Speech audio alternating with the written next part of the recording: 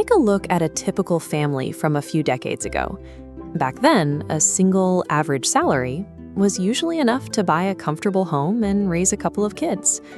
Today, you can work longer hours, pick up side hustles, and still find yourself splitting the rent on a cramped studio apartment.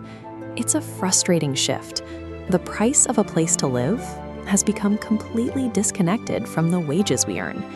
This massive gap is driven by a very specific, hidden mechanic buried deep inside the banking system itself.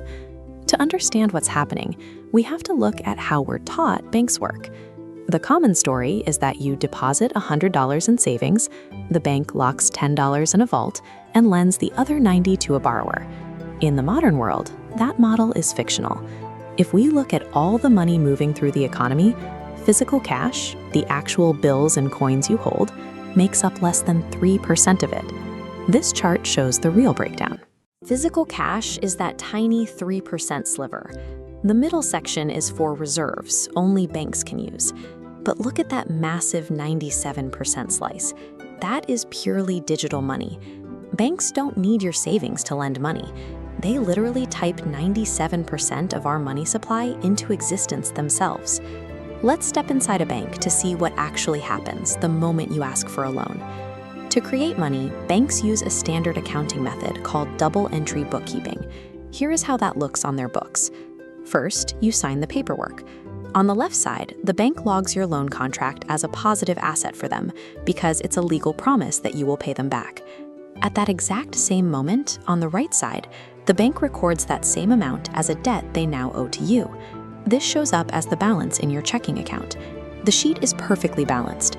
In most Western countries, the legal requirement for a bank to hold actual physical cash in reserve before they do this is exactly 0%. This money isn't being moved from someone else's account.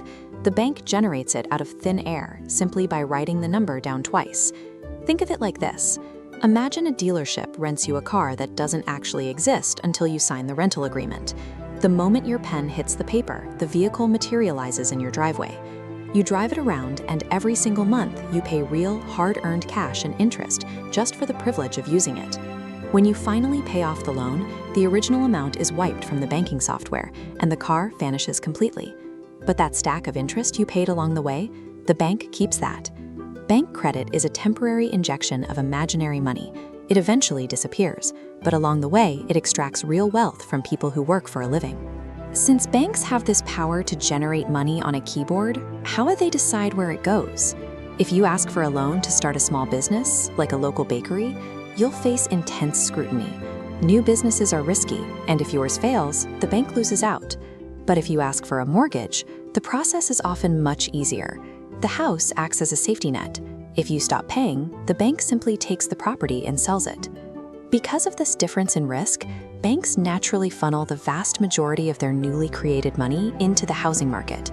This means the banking system effectively prioritizes pushing up the price of existing houses over funding new wealth, products, or jobs.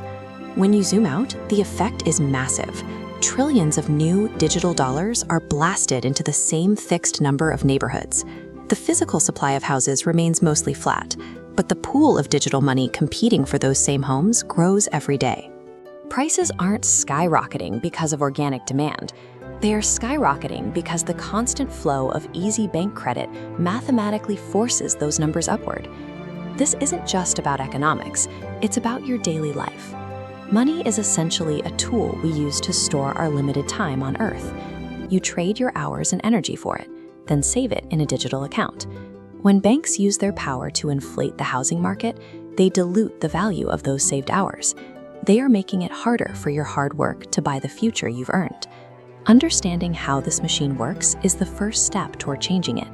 If you think people deserve to know where their money really comes from, please share this video with someone you care about.